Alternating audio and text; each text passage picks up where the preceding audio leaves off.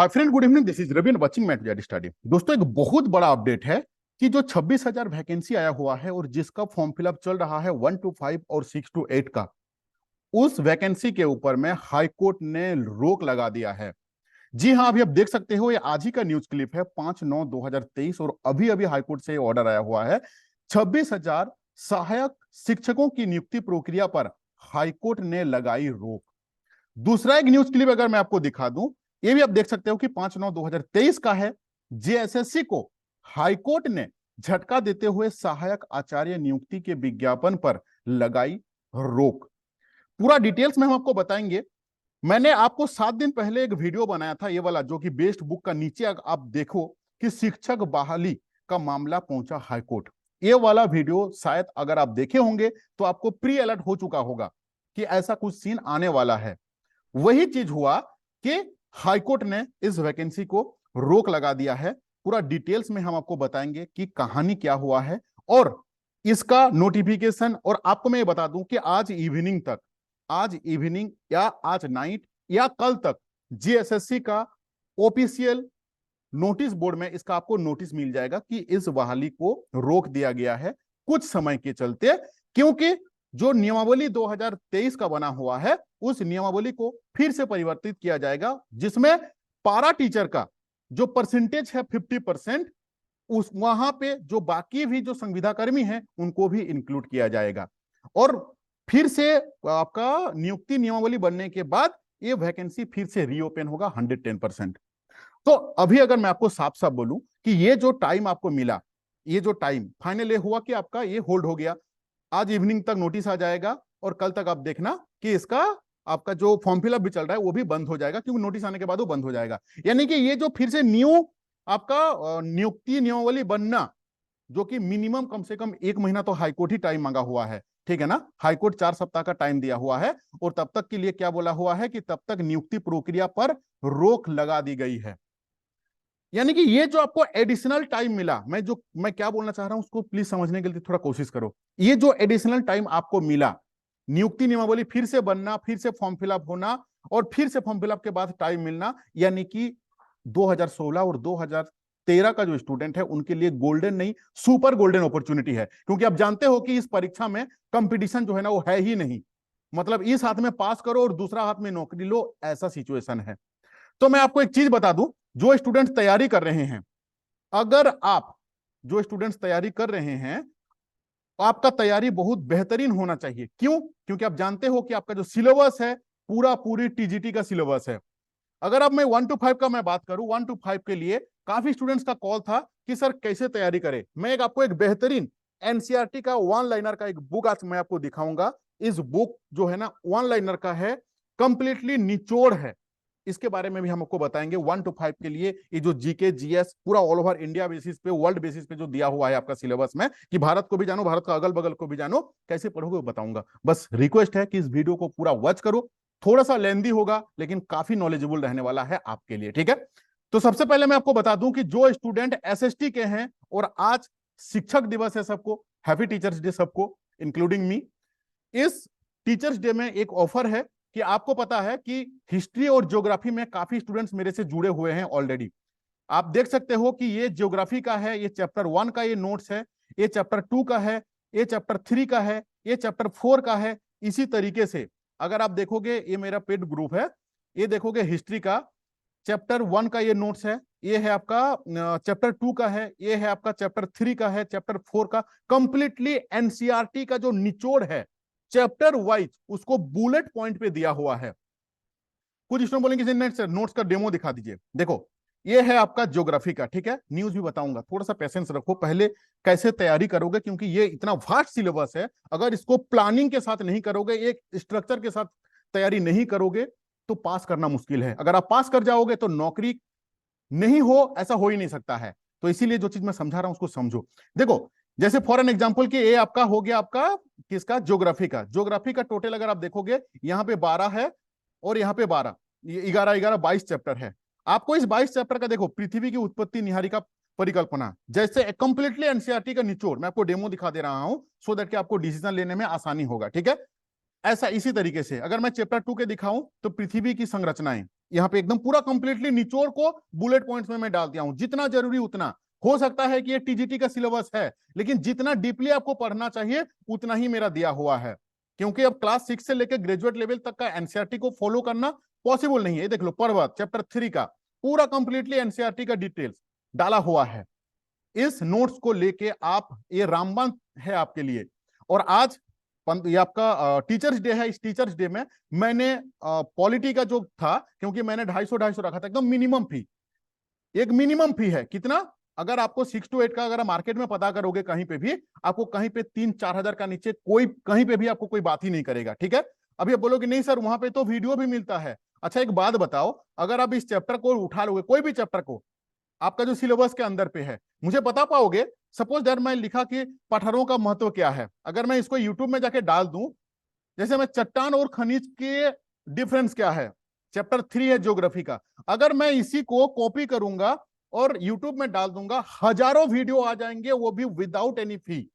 तो video course लोगे या ओनली 500 रुपीज पे आपको कंप्लीटली एनसीईआरटी का नोट्स मिलेगा, निचोड़ मिलेगा, वो भी बुलेट पॉइंट पे, आप ये लोगे, ये आप खुद डिसाइड कर लो। हम लोग हजारों स्टूडेंट को मैंने हिस्ट्री, ज्योग्राफी, हिंदी, इकोनॉमिक्स का हम लोग पीजीटी का तैयारी करवाए हैं, और जिस दिन रिजल्ट आएगा मैं आपको दिखा दूंगा कि कितना स्टूडेंट्स हमारे कोचिंग सेंटर से, जो ऑफलाइन कोचिंग सेंटर है वहां पे भी हम लोग का ऑफलाइन का भी बैचेस चलता है, आपका जेटेड मेंस का भी, जेटेड का भी, और इंक्लूडिंग पीजीटी का हम लोग कंप्लीट कर चुके हैं। वेरी सुन हम लोग जेटेड का ऑफलाइन, क्योंकि जेटेड का भी वैकेंसी आने वाला है, और टीजीटी का भी, सारे का हम लोग का ऑफलाइन होता है, लेकिन डिजिटल बोर्ड 2025 में लाऊंगा, फिर आपका ऑनलाइन में स्टार्ट करूंगा। बट अभी जो दूर में है, मेरे से कनेक्टेड नहीं है, उनके लिए ये निचोड़ जो है ना, ये रामबाण साबित करेगा। अगर मैं आपको इतिहास का दिखाऊं, प्राचीन भारत का इतिहास का स्रोत, अगर आप इसको यूट्यूब में डाल दोगे, हजारों वीडियोज आपको मिल जाएंगे। कंसेप्ट क्लियर करो, नोट्स ले लो। क्यों? हाँ, अगर आपके पास आपका सफिशियंट है क्या पैसा, तो you can free to take any decision, आप बड़े बड़े कोचिंग सेंटर पे जाके अपना तैयारी कर सकते हो। लेकिन जो कोचिंग, आप सोचो कि मैं पीजीटी का ओनली 500 रुपीज में मैं कंप्लीट सिलेबस करवाया हूं, एक एक सब्जेक्ट का 5,000 का जहां पे फी रहता है, 500 पे हम लोग करवाए हैं। तो सेम एज इट इज, ये जो 500 है ये आपके लिए भी लागू होता है, ठीक है। तो ये देख लो निचोड़ है, अगर आप नहीं लिए हो, ये देख लो, ये है चैप्टर 2 इतिहास का, चैप्टर 2 का कंप्लीटली निचोड़ डाला हुआ है।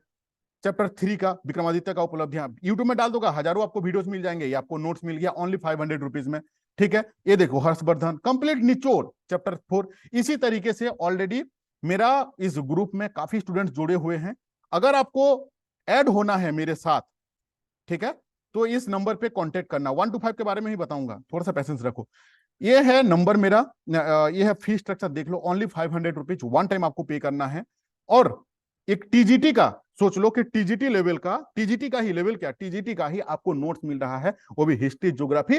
अब इस ड्यूरेशन पे जो लेंगे उनको पॉलिटी भी मिलेगा यही पैसा पे, लेकिन कुछ दिन के बाद हम लोग पॉलिटी को स्टार्ट करेंगे, अभी प्रेजेंट पे हिस्ट्री और ज्योग्राफी को हम लोग कंप्लीट करेंगे। हालांकि आपको टाइम मिल रहा है, और ये जो टाइम मिल रहा है इसको इसको बिल्कुल भी गवाना मत, 100% अपना एफर्ट डालो और तैयारी में लगो। नोट्स लेने के लिए 6205-600-622 इस नंबर पे कांटेक्ट करना, 8145-355-243 इसमें व्हाट्सअप करना, ठीक ना, और कनेक्ट करना। 1 to 5 में कैसे तैयारी करोगे, और 6 to 8 का, 6 to 8 में आप जानते हो कि आपका जो पेपर 3 है, आपका जो पेपर 3 है 6 to 8 का, चाहे आप साइंस हो, चाहे आपका एसएसटी हो, चाहे आपका लैंग्वेज हो, पेपर 1 का पूरा सिलेबस आपको पढ़ना है। वो भी कैसे पढ़ोगे, वो भी मैं आपको बताऊंगा।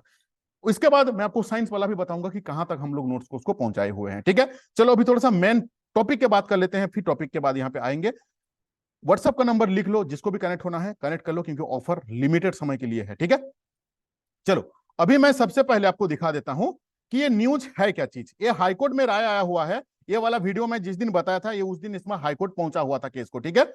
देखो, झारखंड हाईकोर्ट ने राज्य में 26,000 सहायक शिक्षकों की नियुक्ति के लिए चल रही प्रक्रिया पर रोक लगा दी है, होल्ड हो चुका है, ठीक है।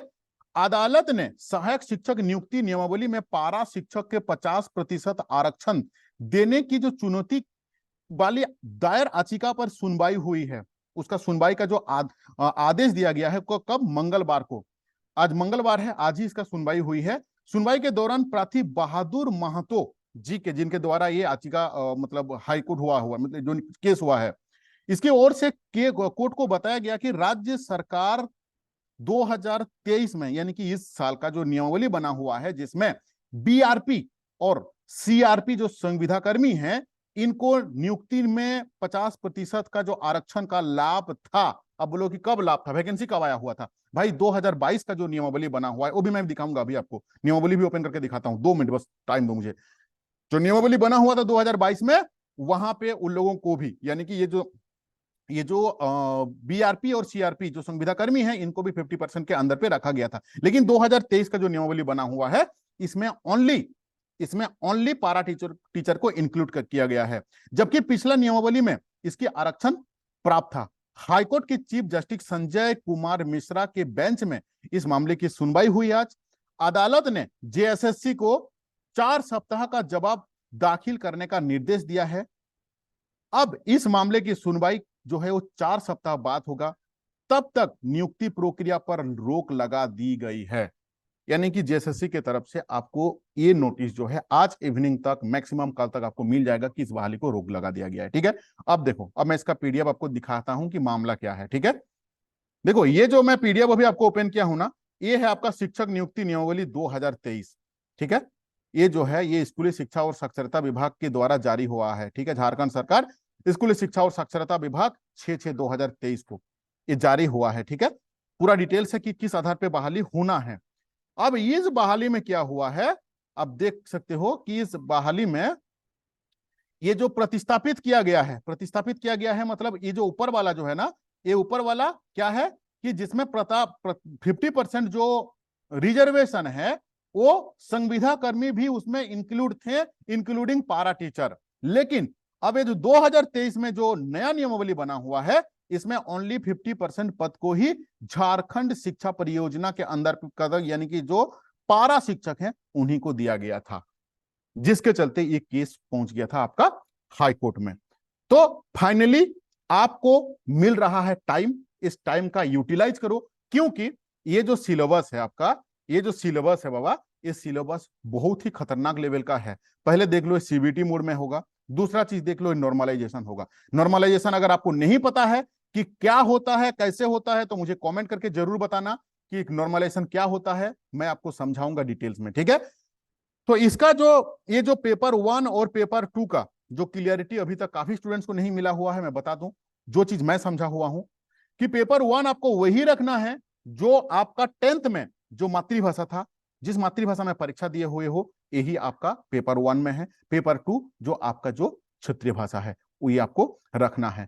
ये सामान्य ज्ञान एवं समसामयिक की, और ये सामान्य विज्ञान एवं गणित, ये जो 200 मार्क का है, ये जो है ना, ये बहुत खतरनाक लेवल का ये सिलेबस है। क्यों खतरनाक है ये भी मैं बता रहा हूं।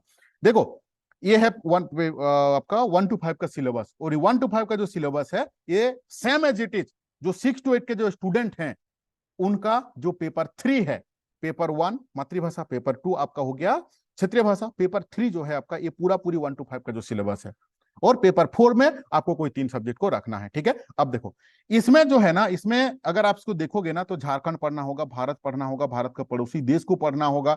ठीक है, इसके बाद अंतरराष्ट्रीय पुस्तक के बारे में पढ़ना होगा, भारतीय जो भाषाएं हैं, पुस्तक है, लिपि, राजधानी मुद्रा, खेल खिलाड़ी, महत्वपूर्ण घटनाएं यानी कि कारण जो भी चल रहा है, सारे को पढ़ना है। भारत का इतिहास पढ़ना है, भारत के इतिहास के अंदर में 3 पार्ट पढ़ना है, आपको ध्यान रखना। संस्कृति पूरा को पढ़ना है, भूगोल को पूरा पढ़ना है, परिदृश्य पढ़ना है, स्वतंत्रता आंदोलन पढ़ना है, भारतीय कृषि पढ़ना है, संसाधनों के पढ़ना है, आपका पंचायत राज पढ़ना है, सामुदायिक पढ़ना है, संविधान पढ़ना है। तो ऐसा कुछ चीजें है कि जो नहीं पढ़ना है, सोचो कि आपको सब पढ़ना है। अब देखो, अब इसके लिए आपको करना क्या है। ठीक है, ये एक बुक आता है जो कि एनसीईआरटी का सारांश के रूप में 1 लाइनर है। ये क्या है, ये 1 लाइनर है, इसका जो है ये महेश कुमार बर्नेवाल का रहता है। ठीक है, इस बुक का जो खासियत है, ये खासियत क्या है, इस बुक के अंदर में एनसीईआरटी का जो निचोड़ रहता है, एनसीईआरटी का जो निचोड़ रहता है, उसको 1 लाइनर पे दिया हुआ है। बता दूं आपको कि इस बुक का ना मैं प्रमोशन कर रहा हूं, ना कोई मैं लिंक दे रहा हूं कि हाँ भाई इस लिंक से खरीदो और आप मुझे पैसा मिलेगा, ऐसा कोई सीन नहीं है। 1 to 5 के लिए बेहतरीन 1 लाइनर जो है, इससे बेहतरीन कुछ चीज हो ही नहीं सकता है। मैंने स्टार्ट किया था कि सोचा कि चलो 1 to 5 का भी मैं नोट्स दूंगा, हम लोग स्टार्ट भी किए थे, लेकिन मैं बंद कर दिया। क्यों? क्योंकि आप सोचो कि इतिहास का भी अगर मैं आपको 3 ठो प्राचीन, मध्यकालीन और आधुनिक का अगर मैं नोट दे दूं तो 30 गो चैप्टर होगा मिनिमम, भूगोल का होगा 20 गो, 50 गो हो गया, आपका पंचायत राज, ये जो आपका संविधान यानी कि हिस्ट्री, ज्योग्राफी, पॉलिटी, इकोनॉमिक्स का दे दूंगा तो 100 गो चैप्टर। आपका फिजिक्स, केमिस्ट्री, बायोलॉजी का अगर मैं दे दूंगा तो 100 गो चैप्टर हो जाएगा।